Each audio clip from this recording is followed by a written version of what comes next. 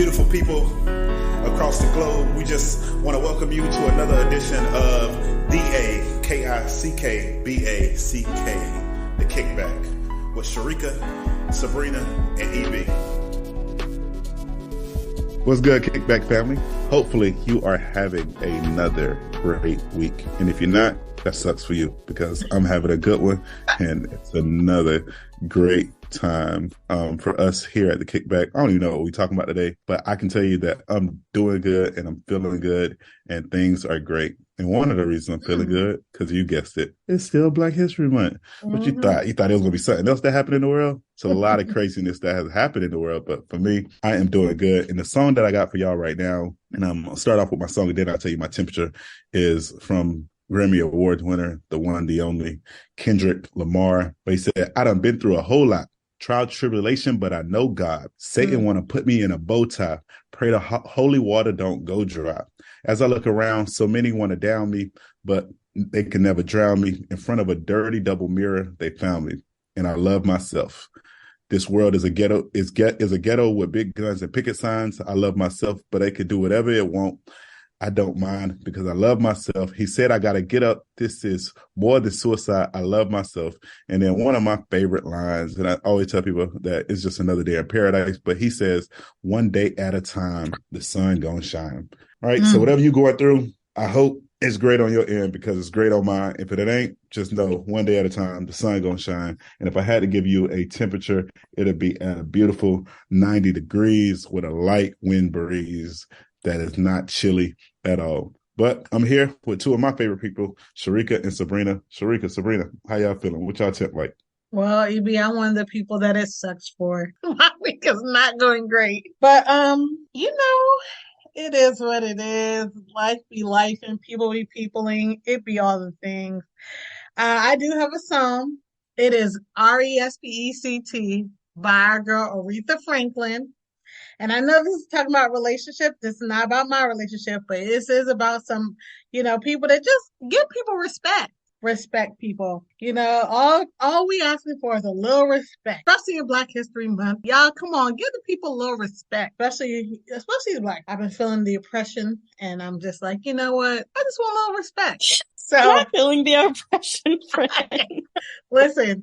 Everything, especially during this month, it seems like an extra assault. Y'all need to be acting accordingly. You know what time it is. You know what month it is. Don't become with the craziness. But anyway, other than that, God is good. Life is life. What is my temp? My temp is 70. No, my temp is 89, which y'all know I don't like them hot temperatures, but I'm feeling a little hot under the collar. But you know what? One thing our people gonna do is we gonna fight. And that's what I'm going to do. I'm going to keep it fighting. I'm going to keep it moving, keep it pushing. I'm going to celebrate my people. I'm going to be great. And so, you know what the Bible says? If God is for you, who can be against you? I know that's right. And so, you know what? I'll let the Lord handle my light work. Go ahead, Sabrina. How are you? I love it. I am doing excellent. I'm on the same wave as EB. Once again, happy Black History Month. I know we already told y'all. I can't go any further without giving a quick little shout out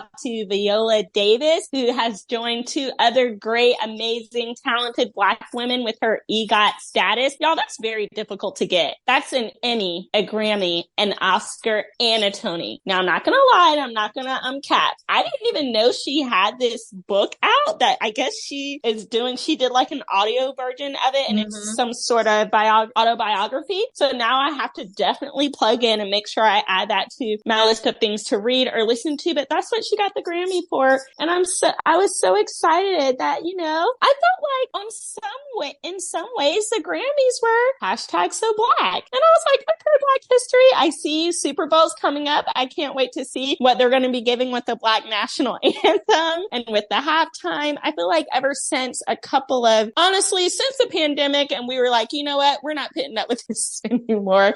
And after the way they treated Kaepernick, they have really done a much better job, at least in their pre-show, with like incorporating and acknowledging, hey, it's Black History Month. And a lot of these athletes, they Black. So maybe we should try to acknowledge it. So I'm feeling just really excited, y'all. I love the Super Bowl. Ask me how many football games I've watched this year. The answer is 0. But something about this Super Bowl, I just get really into it. I do like football. As many of you know, I cheered in high school and in college, so I'm familiar with like how the game is played. But other than the Super Bowl, I'm not like dived in daily, monthly. I don't even know how often the games are. But at the Super Bowl, I get so excited. So I'm excited for that. I'm excited because tonight I'm going on a date with my husband to see one of his favorite comedians, Jim Gaffigan. Now, I'll admit that type of humor, usually I'm like, oh, you know, that's funny. It's not like when I watch like Def Comedy Jam, Bernie Mac, stuff like that. When I'm like laid out, my belly hurts, I'm crying. It's not like that, but it's giving for my husband. So anything that gives for my husband, I support. I'm going to be there. Shout out to the $40 tickets to Straz. So that's going to be great. And that's where we got engaged. So anytime we go back to the Straz, I'm like, oh, which by the way, Evie got engaged to there too. On the same day. On the same, in the spot that my husband was going to do. And the only reason he didn't do that spot was because his mom was there scouting ahead of him. And she was like, Doug, you might want to choose another spot because somebody's already doing an engagement over here. We didn't know it was EB, but, you know, I'll never forget EB and Judith because of that too. So my temp is high. And shout out to TobyMac because of Sharika, the concert was on my radar. Sharika came in contact with some free tickets. So I was like, yes. But then literally the day of 2 or 3 hours before go time, another one of our good friends contacted us about tickets and hers came with parking. So I said, okay, we're going to make this magic work. We're going to get the free parking. We're going to see the show. We're going to include some more of our other friends. And it was great. So my temp is actually inspired by that concert. Now, TobyMac honorary because of Jesus Freaks. I'll never forget him because of that alone. That was my jam when I was younger. But my actual song for today is one I heard. It was a total shock because I didn't know David Crowder band was going to be there too. He was awesome. And they shared a song called Higher Power. And that song, I have been singing it since the concert, y'all. It's amazing. There's this one line in the chorus that said, we on that higher power, we lions, not cowards. Put your robe on, we the choir, we the champions, throw the flowers. That part had me hyped. Girl, that had me hyped too. And y'all know my man is not one for any kind of outward excitement. This is a man who stood still and silent at the Beyonce concert and then walked in the parking lot and said, that was one of the most fun moments of my life.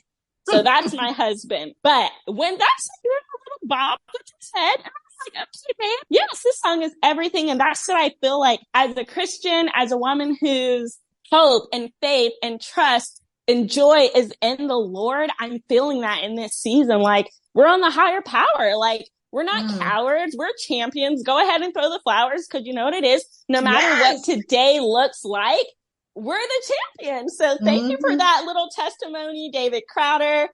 Ever since then, I've just been like, yes, that song. And yes, that's my temp. Higher power. Girl, that was everything. Girl, when they hit throw the flowers, I felt that in my spirit. I'm like, yes, throw the flowers. We in celebration mode. Exactly. We celebrating because anyway, yeah, it was a good time. I was gonna say a few things. Sabrina's, your ticket also came with free food too. Don't forget that. Also, yes. So Marjorie, she was just like, oh, my job had some tickets and I can give them to friends. And so originally I thought she couldn't come and she just needed someone to take her place. So I was like, okay, this comes for free parking. So I will take advantage of this because Sharika and I were going to carpool together. So that was like something cool to take advantage of. But then when we got there, it was a whole sweet situation. Thank you for the reminder, Sharika. We walked up there. They're like, oh, you're in the lodge. And honestly, someone did try to respect my Black history. And I felt the oppression too, Sharika, because I went up to one of the ushers there and I was like, hey, can you tell us where these seats are? We're not sure. We don't know what lodge is. And she was like, oh, some people think they're up here, but they're really not. So let me see your tickets. We couldn't even get on the elevator without showing our tickets. So there's no way we would have even been able to be in that area. I just needed to know where on that level we needed to go, right, left. But she really tried to play me. And then when she saw the tickets on my phone, she said, "Oh, you really are in Lodge 1. And Doug was looking at me like, is this the time? Because one thing my man will do ever since that weave store, I know, he will flip out about me and if something's racist, he's going to go full white man. I will call the cops. I will do whatever for my woman. So Doug was giving me the eye and I was like, no, that's fine. Let's just, because really, lady, okay. Yes, I asked for help. So maybe on the other side of that, I asked for help. So maybe she thought I was confused, but it was the, oh, you really are for me. That was the part that I did not love. But what I did love is when you walked up there, I'm like, is this how rich people really see games and concerts? A whole buffet, burgers, pizza, candy, everything. And then you had a waiter coming to your seat. Like, he was like, oh, do you want, y'all know I don't really drink. So I was like, water's fine. But he was bringing my husband Cokes or whatever. It was really, really nice. So shout out to Marjorie for thinking of us and her job. And what was even cooler is like, after almost all like the warm up bands came, Marjorie calls me and she's like, hey, are you here? I'm like, yeah. She's like, okay, I'll be there in a second. Marjorie came and then even Jim came. So I was like, this is great. I thought we'd be up here alone, babe. So it really, really was a good time. We got to go with them and Shriek and her husband were there. And Dr. Charles, who's been on the podcast before, and his lovely wife, Maggie. Oh, she's been on the pod too. So they were there too. And it was just, I thought that was like the highlight of my month. That was an incredible time. Oh, I'm glad you had a good time. I did want to, well, I'll let EB. Did you have anything you want to say about the concert, EB? Great concert. I think you guys hit it on everything. Solid songs, solid performance. Shout out to the food.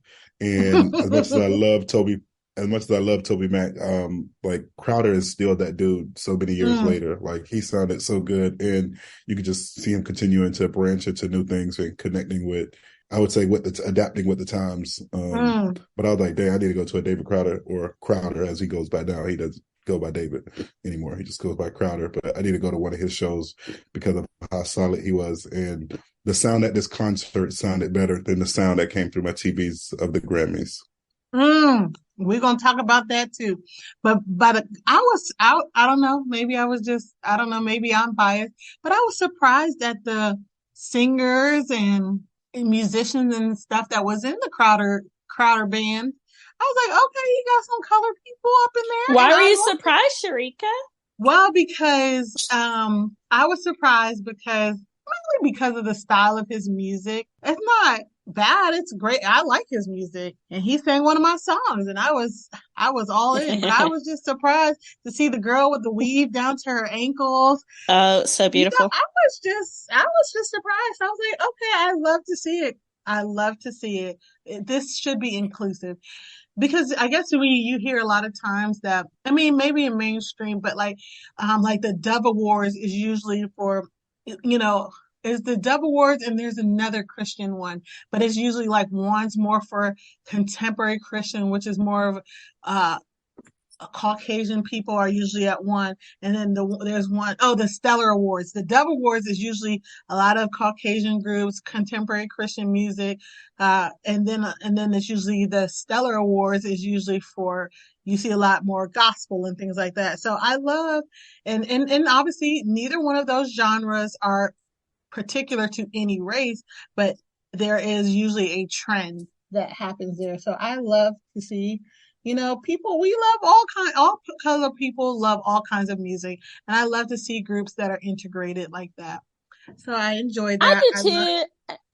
And I'll say I am rooting for everybody Black. The only thing that didn't surprise me was anytime there's something lit, our people aren't far behind, especially when it comes to entertainment and music. And I'm going to double down on that. So if anybody wants to send me a DM, like, how dare you? Don't bother. There's nothing you can say that can change my mind about what I just said.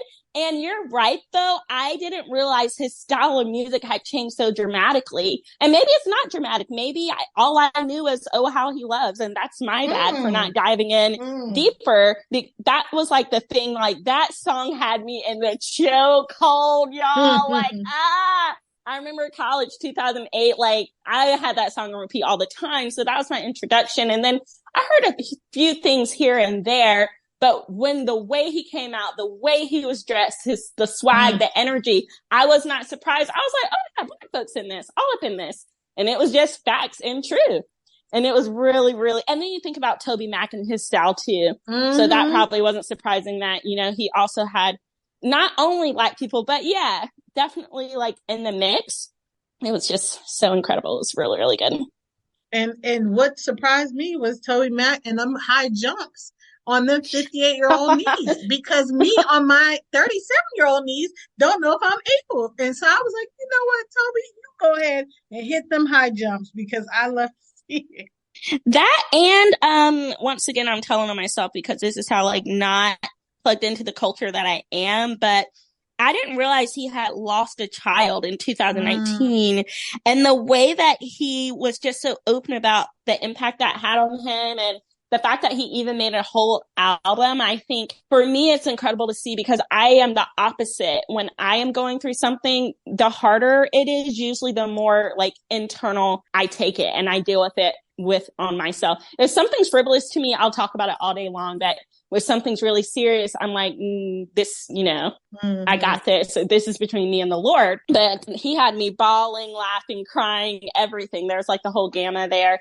And to Sharika's point about like those awards, didn't really know about those. I mean, I've heard of the Dove Awards, but I noticed growing up on quote unquote mainstream Christian radio, it was usually the white artists. I mean, they had Jackie Velasquez up in there, and who's the one who sings Nicole C. Mullen. I know my Redeemer. I was just going to say her. Yeah, I know my Redeemer, Liz. But I was like, I know of so much Christian music that people of color sing. Why are we not on this radio? But all I had to go through was Asbury University, my experience there. And I was like, oh, they be racist. So I was like, that makes a lot of sense to me. And if you went to Asbury and you had a different experience, you know, God bless you. But I will never take away from what my experience was. And that was the first time in my life I realized racism was still a thing. It was popping. Wasn't at my public schools that I grew up in small towns, North Carolina. It was at the Christian University, because those white folks did not want the 7 Black people who were there,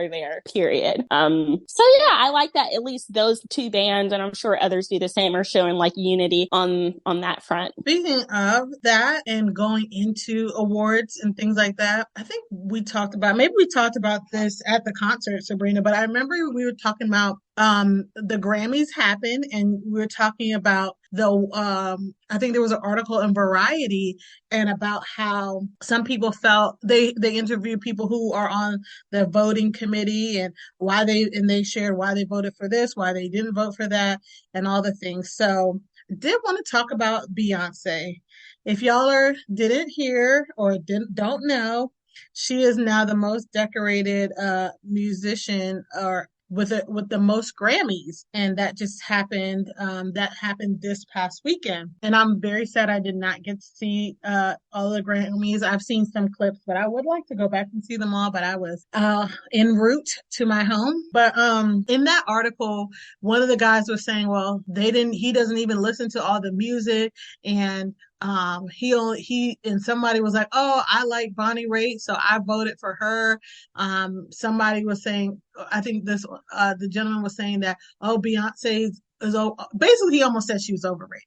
He's like, oh, people go crazy for her, and she always wins, so we didn't vote for her for this because she always wins stuff. And this is why, I did want to say, back to your thing, Sabrina, where you said it seems more like a lot of more people of color. I believe that the person that produced the Grammys this year was a gentleman of color, as well as what happened in the Oscars. So I think that was evident in what was displayed. But what my concern is, the people who are on the Academy. What is it? A variety of people? Is it just one main demographic? Because that's what it kind of seems like.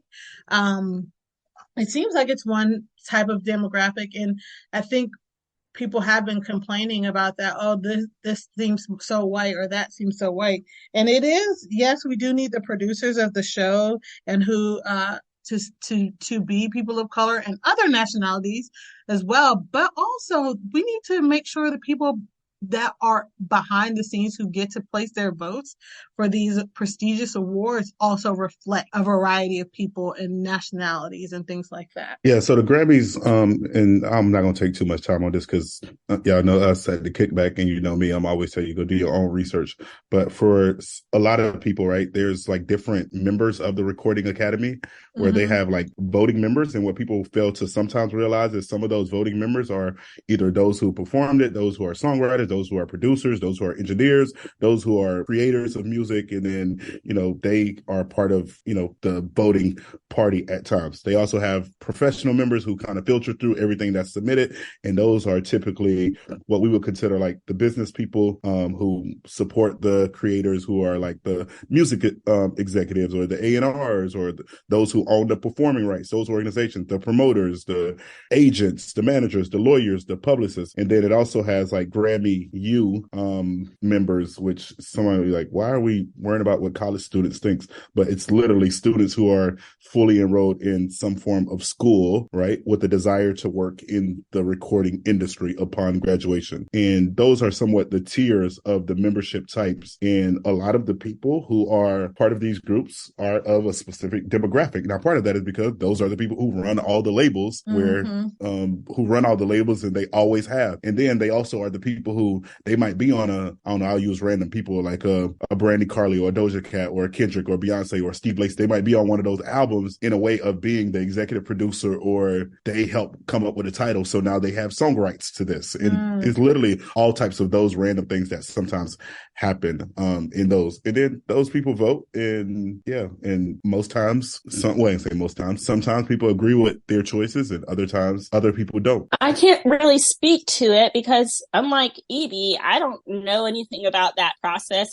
Everything Evie just said sounds new to me. I don't watch the Grammys. I can't think of the last time I've watched them. Now I do follow up with like clips, or I'll look at the winners. For example, one of my camp counselors in my younger days was nominated for a Grammy this year. Shout out to Dr. Sean Acapello. He didn't win, but I wanted to see if he had. So I looked that up, and yeah, I will say what I did do when it comes to album of the year. It is wild to me that she's never won that particular one. I think they're very comfortable giving her the quote unquote Black Awards, which is fair, in a way, because she makes R&B music. You know, she's definitely played with the pop world, etc. So for me to say, oh, you only give her the Black Awards, it's like me saying if a country singer only gets country awards. It's like, okay, that's fair. But it's crazy to me as a Taylor Swift fan. Taylor Swift has 3. Adele has 1. Harry Styles now has, and what I did is the next day I listened to his whole album. It has some bops like Love of My Life, As It Was, Matilda, Boyfriends. Those 4 stood out to me on that album. But I'm like, is this an album we're going to be talking about 20 years from now? Because Renaissance is going to be in the clubs.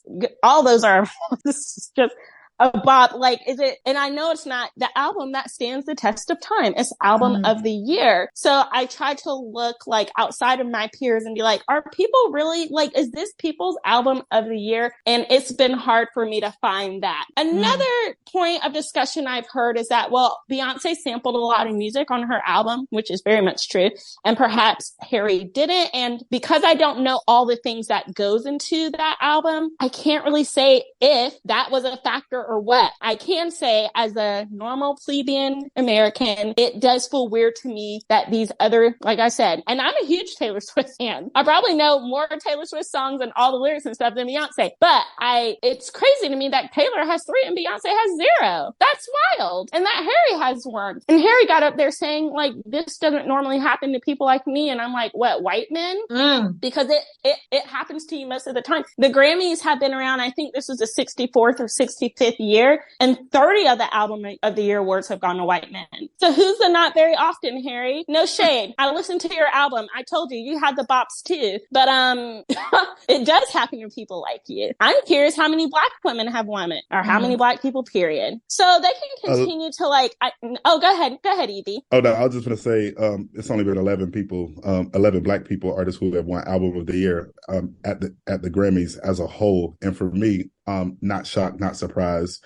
And it's one of those things of like, yes, you would want those who are deserving to win the award, like, you know, whether it be Beyonce or a Lizzo or this person or that person or Mary J. Blige, because I think she was nominated as well. But we can go on the list, and it's just like, it's certain things you just don't expect from, I would say, at least for me, I don't expect for white America. I want to say the last two females may have been Lauryn Hill and Whitney Houston. So deserving. Whitney Houston, I think. So deserving. Both of them, though. Like, yeah, Lauryn Hill, so good. Yeah, so it's one of those things that it happens. And then the other thing I would say, last year, if I'm looking at it correctly, last year the person who won Album of the Year was John Baptiste. And I know for us, it's not a big deal for Black people to win back to back, but for them, those who are voting, like, who won last year? Oh, no, we just gave it to a Black dude. No, we not giving it to a Black woman this year. Let's switch it up.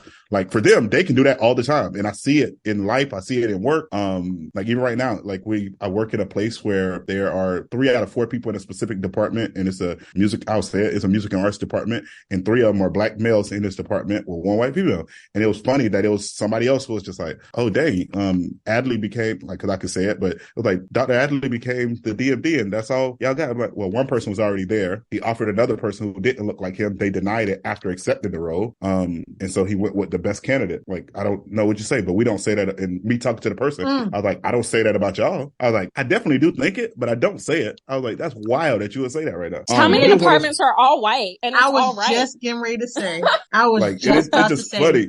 But yeah, it's one of those things. It sucks for, like, as we talk about it in Black History Month, it sucks that, you know, even being qualified for a job is not enough for certain people. And I know that's not a blanket to all people of, it's not a blanket for all European Americans, because that's like all 2023, y'all gonna hear me say that a little more often instead of saying white people. Like, the way y'all like to use the word African American, like, y'all gonna hear European American a lot from me. Like, it's gonna be so much.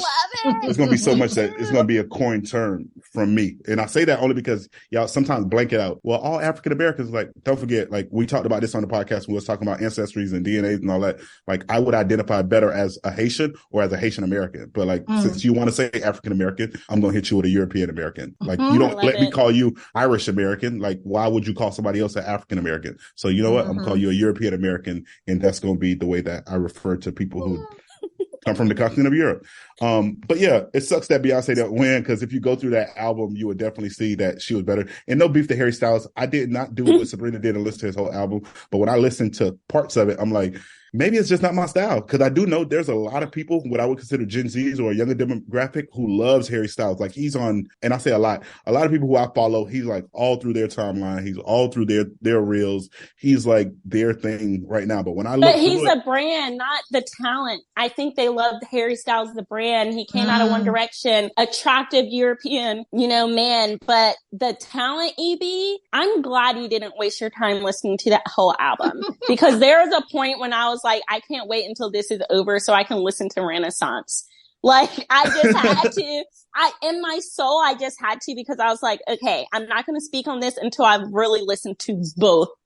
But there wasn't like, it's kind of like when the European Americans were crazy about that movie with that guy singing City of Stars, and they were talking about inventing jazz. And if I don't know what's blacker than jazz, and they had these 2 white people in this movie. What was the name of that movie? And they loved it.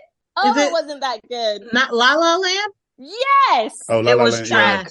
Yeah. It was not good. La La Land. And that just drove me up. But once again, they're just, I think that might have won some Oscars. No, it wasn't that good. But European Americans are crazy about it. And I'm listening to this Harry Styles album, and I was like, I'm not even going to say 2 years. Next year, if I ask some people what were your top, they might say As It Goes, and that's like pushed through the radio. I'm EB. Ugh, you didn't miss any. And this is no disrespect, because I'll tell you one thing, Story of My Life, that was a bop. I still like that song. That song is good.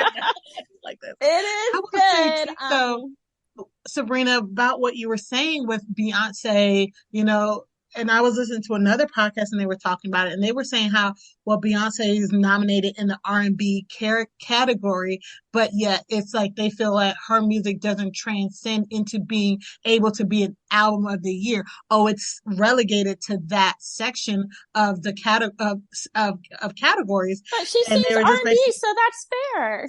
Yeah, but Taylor Swift isn't just relegated to pop.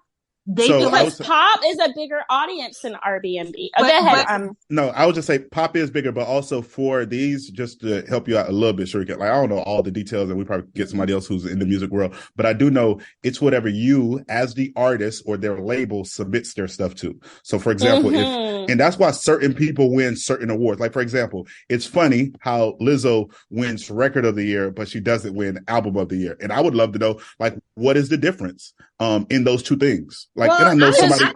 Record's just one song, and then you album have a great is an song, but entire the album song. but I'm saying Beyonce was submitted for Album of the Year, but she wasn't selected. And I don't think it's just because her music is R&B, because one of the things too, especially now with social media, a lot of these people's songs and albums are getting popular over social media. So these people, how many of the tickety talks and all the things has these Beyonce songs, everybody dancing to the white, black, all y'all seen that Cupid dance? Everybody was dancing. Yeah, I ain't seen no Harry Styles challenge. Everybody's talking about that whole Beyonce challenge. I'm not even gonna try to sing it, but so that's why I'm right. like, her music does transcend to beyond just R&B. And I'm not saying because listen, I like Beyonce, but I don't love her like everyone else does. And to this moment, I still have not listened to the whole of Renaissance. Shade me if you want, but I'm just saying her music. I will say that her music does transcend just beyond the category of R&B. And if she was placed in as a nominee for Album of the Year, but it seems as though it's very hard for R&B music to be album of the year. But I think Beyonce is beyond just R&B. She reaches a bigger demographic than just R&B. Absolutely. And when I think of the first Taylor Swift album that got Album of the Year, Fearless. Now, once again, I'm a country girl. I like country music, but I'm like, Fearless got Album of the Year and no Beyonce album. That is criminal. It's and there criminal. are some Beyonce albums that are on my top favorite albums. Yeah, so that I did feel a little bummed about it, but at the same time, there's so much to celebrate because she has more Grammys than anyone. So it's one of those things that's like, y'all might not give me this thing, but the Grammys speak for themselves. You see them lined up on the shelves. But also, I did hear this, and I felt like this would resonate with your spirit, that sometimes, even in the workplace, people are like, oh, we gave you this, you should be happy with this. But what about giving people what they deserve? If they deserve all the awards, give them all the awards. If they worked hard or their stuff is that great, why is it that we have to, you should be pacify people with, this should be good enough, you should be happy with this. I'm not sure that they're pacifying her with that. I think it's just like, don't throw the baby out with the bathwater. She has made, yes. Well, I would say that because of the guy that was like, she always wins, so we didn't want to vote for her in this category because everyone always talks about Adele and Beyonce. So what was his name again, Sharika? Exactly. We don't even know his name. He's irrelevant. He's over there making the vote. Yeah, he's not the only one. But he's not the only one voting. Right. And there are people with that thing. There are people who like everybody gets a participation trophy culture. And there are those of us who don't vibe with that. And I am one who does not. Like, if I ever have a child and they lose, guess what? You lost. You didn't come in second to last. No, you came in last, and that's okay. They need to know it's okay to not be a winner every time. That's reality. That's life. Won't be no participation trophies over here in the Kemper household. I actually think that takes away the value from when you do work hard for something and you deserve it. But I do want to celebrate the fact that she has the most Grammys. Like, that is a big deal. That's awesome. And I think the ones that she won were not to pacify her. I think she very much deserved those. I mean, Kanye got up there and said it. He said, listen, I'm going to let you have your moment. But Beyonce's video was like, we're all thinking it. So it's fine. And I think in some ways that can mean a little more. In some ways it can be awkward for you though. Like, if everyone's like, you deserve this, I don't get it. And then somebody goes up to the mic and they're like, hey, I've listened to you. I skipped 5th grade English class. It's like, does that make me feel better or worse? I don't know. Well, at least I don't know either. But At least they're Shout out saying to what Lizzo they for that. felt. Right. Evie, you watched it though. Did you have any like high moments from the Grammys? Because it sounds like the audio wasn't exactly Yeah, the what it audio needed wasn't to it, but the best highlight for me outside of, I won't say outside of Beyonce, because I'm happy Beyonce got what some would be as, got the record, but the highlight of them bringing or celebrating the 50 years of hip hop was special, with just all the people that they had on stage, from LL Cool J, Queen Latifah, Big Boy, Busta Rhymes, De La Soul, DJ Drama, Ethiopian King. I don't know.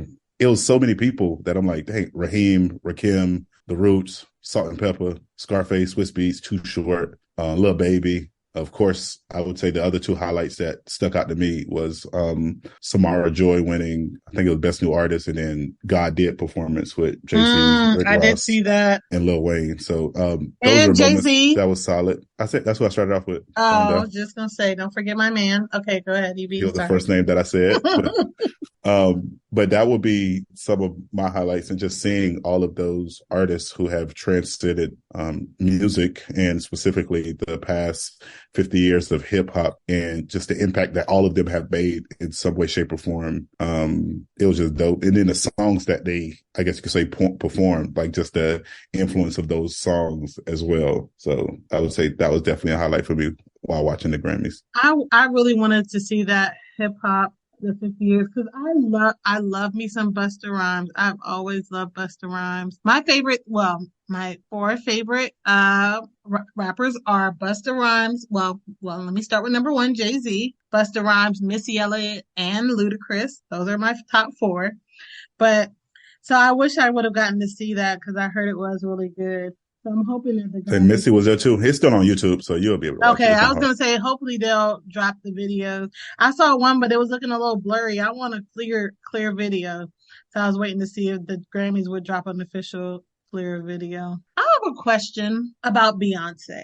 I was in the shower, just a random thought. I was like, do you feel Beyonce feels pressure from like how everybody always talks about her?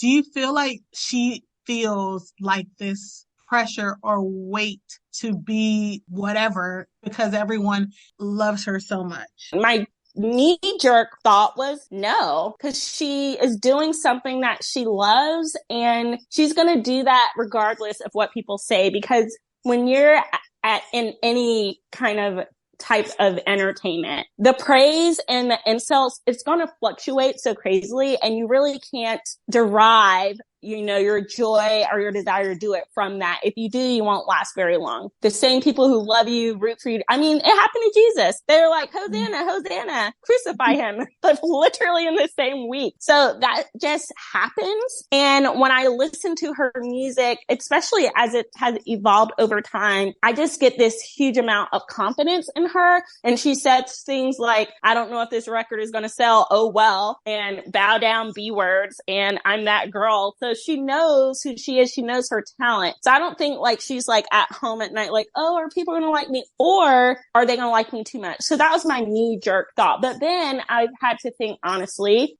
about when you're in that type of performance space and just like the mental side of it. And I think anybody who's really good at something, you have to have such mental strength so that you can continue to do it despite that, because people can really I've seen this with students.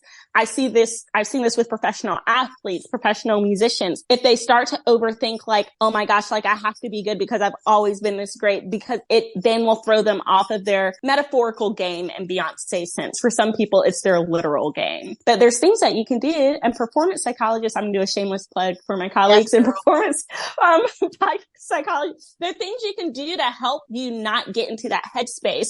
So I think it's still taking me time to think about the question, because are you asking if she has that thought? If my response to that is, of course it can come and go, but do I feel like that thought informs her decisions? I would say absolutely not. Just look at the way she moves. Honestly, we don't know the way she moves. We only know what she wants us to know. And that's the vibe, and that's the part. And that's what kind of led me to the question. Is not that I think she's worried, well, will this sell? I'm thinking if everybody talks about her they literally call her a a queen. They basically praise her so much.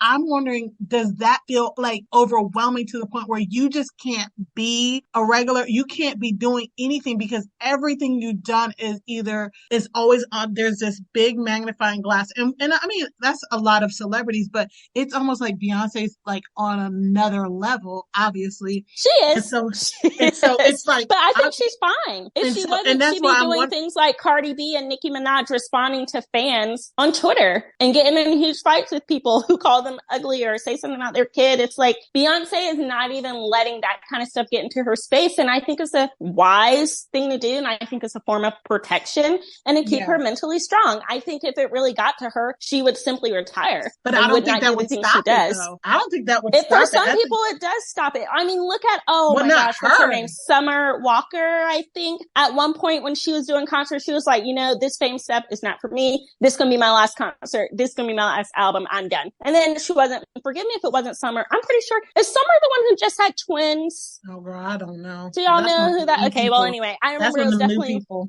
she's been around and has phenomenal talent too. But I think Beyonce knows that about her. Like, I don't think she's like, oh no, people all over the world like love me and put me on this pedestal. That's a surprise. I think she knows, and because of that, that is why she moves the way she moves. Yeah, and that's EB, I'm curious about your thoughts. So I think we've seen Beyonce 2 to 3 decades now, and from my experience with her, as if I know her, like we kick it or whatever, but my experience with her is she has been probably, or I would say arguably, probably one of the most consistent as far as top tier talents in the entertainment industry. Since her like Destiny Child days to solo days to Hot Out days to being with Jay, like all of the stuff she does is always at a next level and top tier. I definitely think she is self-aware of the impact that she has. And, I think she knows that and she sensed that, whether it be award shows, whether it be people showing ode to her in their songs. And I think that's why you see those genuine moments with her and what some would consider her fans, even though they're other celebrities. Like we see that just the other day. We saw it just this past week as we talk about Black History Month and other stuff that's happening. But we saw it this past week with LeBron James becoming the NBA all-time leading scorer. And that's only in the regular season, but scoring 38,000 points in a series of 20 seasons. But you saw all these celebrities at this game. You saw NBA athletes basically show a sense of respect and reverence and praise, so to speak, to him for that great accomplishment. And we see that time and time again when people winning their awards. Yes, they thank their family, they thank God, they thank their team, but then they're also showing a nod to Beyonce because it's kind of like you're the standard. Like you are who we wish we could be, or you are the one that we strive to be, or you're the one that we look up to, because it's kind of like, what would Beyonce think about in this moment? And I'm not trying to compare Beyonce to Jesus, because I know that's what some of y'all gonna take out of it. But for many people in the entertainment business or in the game, that's what they see of like, this is the best that we have, and how will this person respond? And I think she has a sense of, from the outside, because we only can, like Sabrina said, we only can go by what she allows to show us. But from what we see a sense of self-control and self-restraint. And I would say that's credit to her and her upbringing. That's credit to her spouse, credit to her kids, credit to her circle of like, no, we're not going to get into the bannering or bickering on social media. No, we're not going to just go on tour because we can or because we want to. Like, we are well calculated on how we move or how we want to move. Yes, I'm going to just drop an album at midnight and nobody's going to even know that I was working on one, except for the people who signed the NDA. What, we doing this song together, or hey, I need you to play on this beat, or hey, I need you to come to the studio and record this for me. And you see those moments with her and you're like, this is somebody who is extremely self-aware. This is somebody who seems to be very kind, who be very patient,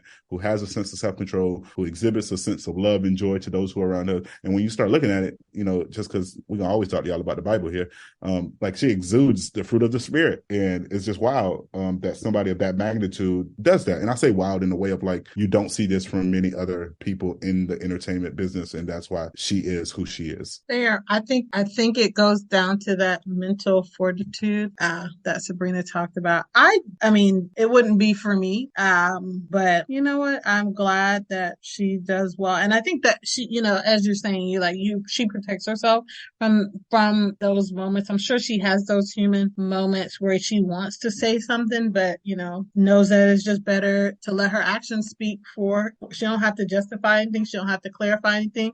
She just moves as she should. But I just think, man, seems like a lot of, not pressure in the pressure sense to perform or outperform or that, but just in the sense of like can I just live? Can I breathe? Can I exist without everything Beyonce does? Maybe she likes it. I don't know. But everything she does. Well, Sharika, you were magnified. a pastor. There was pressure there. How did you navigate that? Because people feel like pastors can't make a mistake. They can't have a bad day. They can't say a rude word. They can't, they have to be perfect. Mm-hmm. I think pastors are under a huge amount of pressure.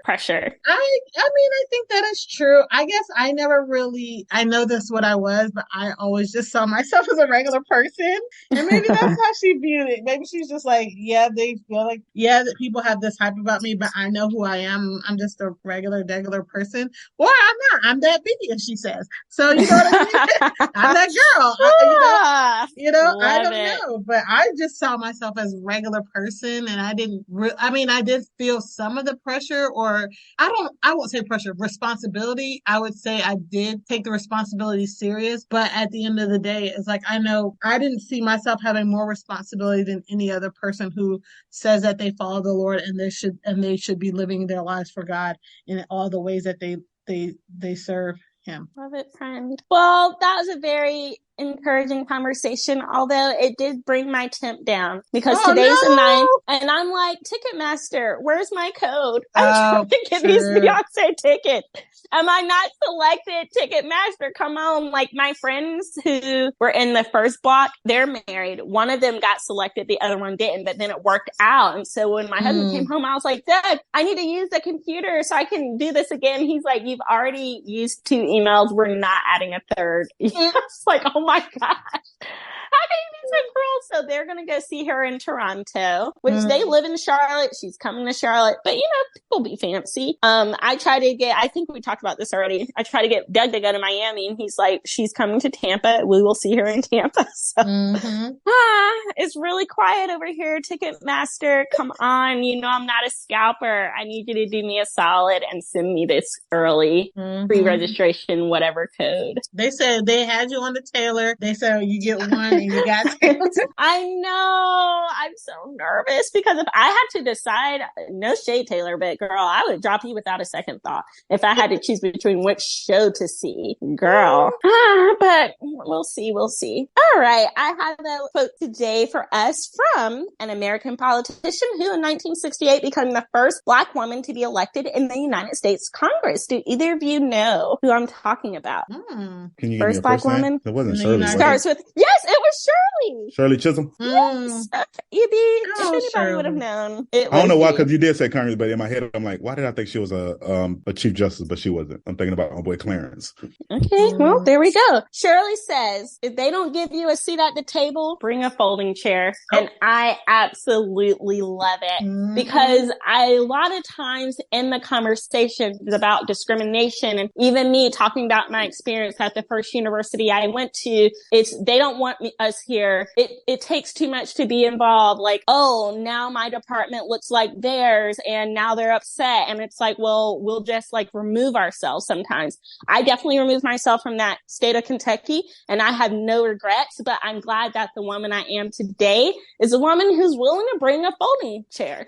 Scoot right on over because you don't have to, invite me here. You don't have to provide a chair for me. The Lord will provide and I will bring it. I will hold it and I will sit right there and be the light that God created me to be in this world and contribute what He wants me to contribute despite the color of my skin. So that's our quote today. I love it. And I kind of want to follow it up with a quick quote from somebody that EB has me laughing at now, Charlemagne the God. I'll admit, I never listened to the Breakfast Club before, but then EB got me onto them and I started listening to the Donkeys of the Day. So now occasionally I'll listen to it. I can't listen to all of them because they're every day and there's just so many, but Charlemagne is hilarious. If y'all don't follow him on Instagram, you should do that. It's a good time. He put up a post the other day and he said, God will put you where people don't think you belong. And I said, ain't that the truth? That's another folding chair moment. I think that the last 3 jobs I got, there was at least one person who was like, yeah, it should not be you. And then God put me in places where not only did the person have to eat their words, but they had to see me excel and be great. So I love that too. Shout out to everybody bringing their folding chairs to tables that they weren't invited to. Love that. Evie, what are you expounding on today?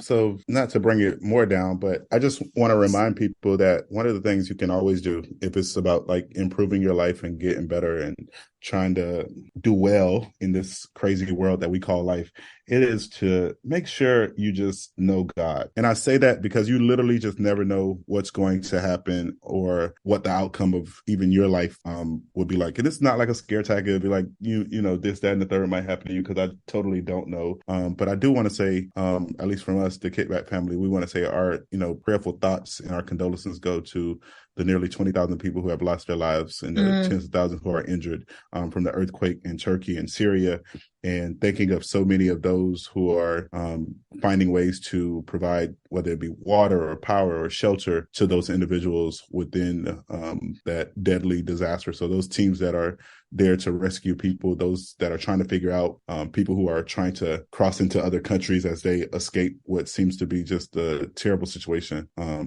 Our prayers just goes out to them. And it's really just to remember to hug your loved ones when you're around them. Remember to share words of kindness to people that you interact with. Remember to not only know good, but to be good and do good. And I think that just will help us out go a long way. And for those who consider themselves a believer, man, just find ways to be consistent with your walk. Live a walk of integrity, and not just when people are sitting there watching you. Because I know that's sometimes common what we do, and just be like, oh, well, I've never had a bad experience with that person. And it's one of those things that makes that person sometimes question, are they telling the truth about this individual? Because nobody else has seen that side of them. And I think if we just are always consistent in our walk, whether it be in our thoughts, in our tone, in our speech, in our actions, people wouldn't be able to question who we are as individuals. So just try your best to do good, be good, and be more like Jesus. Love God and love others in all that you do. So that's all I got. What are y'all recommending for the people? I'm recommending a book just released. It's from a Black couple. It's called We Over Me by Deval and Kadeen Ellis. The counterintuitive approach to getting everything you want from your relationship. This is a book, couple that I follow on Instagram. He's on a show, Tyler Perry show called Sisters. He was a professional NFL player. They have a cute family, and this is a relationship book. And they say it's not just for people in relationship. It's whether you want to be in a relationship, single, all the things. So if you're interested, it's We Over Me, and it's out where all books are. Love it. I need to add that to my books as well. I am going to recommend TobyMac's latest album. It is called Life After, oh my gosh, Life After Death. It came out in 2022. Really good. I love the song The Goodness. That's one of my favorite things on it. And Promised Land is good too, but it has a lot of just great music that will encourage you on your walk. And from somebody who, if anybody knows about walking through the valley of the shadow of death, I don't know what it's like to lose a child, but I've heard that's one of the worst things you can go through. And if this man can still claim the goodness of God and the joy of the Lord, then I think that will be encouragement to someone. So Life After Death, TobyMac. So shout out to Lee Daniels for always blessing the world with something. In 2021, he came out with this movie that I'm recommending to you guys. It's on Hulu. It's The United States versus Billie Holiday. The United States versus Billie Holiday presents the story of Billie Holiday, a jazz music icon and civil rights activist who was targeted by none other than, you guessed it, the federal government. So hope you guys, since we talked about the Grammys today, we talked about music, and here's a movie about music and about our lovely government and on their efforts to escalate and racialize the war on drugs. That was mainly just a plot to have a war on terror towards Black people. So yeah, that's what I got for you guys. And as always, I got a quote to close out for us today before our normal closing quote, but from the one, the only Dr. Martin Luther King: the time is always right to do what is right. As always, if life tries to knock you down, make sure you kick back. Until next time.